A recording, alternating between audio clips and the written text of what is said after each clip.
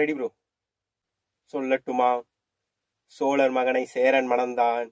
சேரனுக்கு ஓர் செல்வன் பிறந்தான். செல்வன் இந்த சிலையை மணந்தான். நடந்த கதை கூட. சுவைக்காத கண்ணே அது. ஆம், இதோ புறநானூற்றில்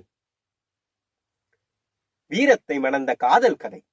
தந்தையையும் கணவனையும் போரிலே பலி கொடுத்த பெண்ணொருத்தி தன் மகனையும் போருக்கு அனுப்பிய புறட்காட்சி வேண்பாள்.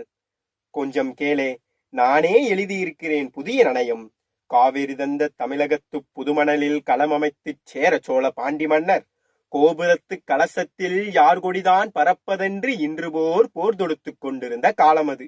அந்நாளில் போர்க்களத்தில் தாய்நாடு காக்க தாவி பாய்ந்து செத்தான் தந்தை என்ற செய்தி கேட்டு தணல்வீல் மெழுகானால் தமிழகத்து கிளியொருத்தி. அனல் போலும் கண்ணுடனே அயலூர் சென்றிருந்த அவள் கணவனும் வந்திட்டான். புனல் போக்கும் விழியாலே அவள் போர் செய்தி தந்திட்டாள். தந்தை களம்பட்ட செய்திக்கோ தவித்தா என்றான். இல்லை என்பா, முல்லை சூடு இந்நாட்டு படையிலோ வீரர் குறைந்திட்டார், நல்ல உடையிலோ கிளிசர் வந்தது போலன்றோ.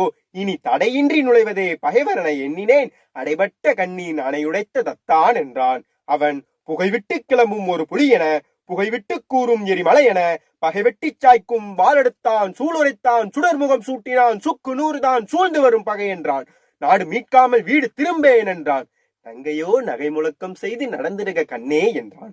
திரும்பி வருவேனோ இல்லையோ, எதற்கும் இப்போதே ஒரு முத்தம் இந்தா திரும்பி என்றார். கொடுத்தான். பின் கொடுத்தான் பகைவர் மீது பானம்.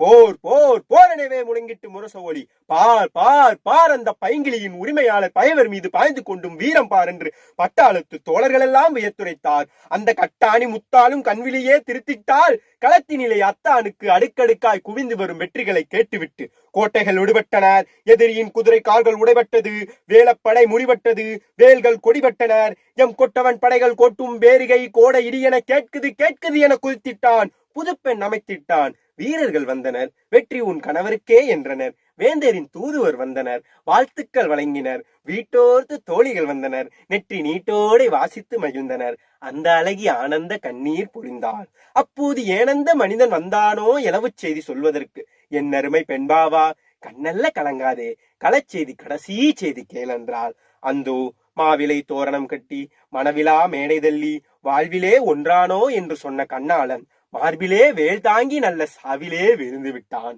ஆவினான் போன ஜென்மம் உயிர் வாழும் ஆரணங்கு அச்சடித்த தமிழ் பதுமை கூவி அழுதான். கொத்தான மலர்ந்த குடும்பம் அதை கொத்தாமல் கொத்திவிட்டு கொடுஞ்சாவை பழித்தாள், இழைத்துரைத்தாள். இனி எந்த மிச்சம் என்றும் கனி எழுதி போனதென்றும் கதறி அழுதாள். பனிவெல்லும் விழிகாட்டி பணவெல்ல மொழி உயர்த்தி பள்ளி அறை கவிபாடும் நாளெல்லாம் வந்தானோ, இனி இது தூங்காத கண்டானோ என அழுதாள். அத்தான் பிணங்கடக்கும் களமமைத்து தொழுதான். சோகத்தால் வீழ்ந்து விட்ட அவள் காதில் வெற்றி வேகத்தால் பயவர் கட்டும் போர் முடக்கம் பட்டதுதான் தாமதம்.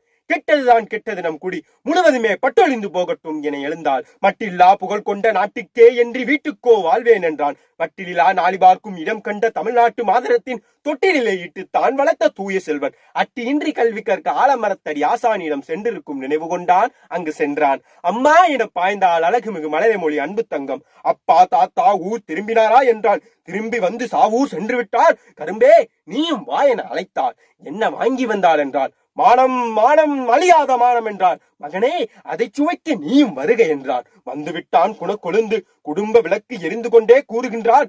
எதிரிகளின் படையெடுப்பால் நம் குடும்பம் தலை உதித்து விட்ட மரமாக போனதரா தம்பி?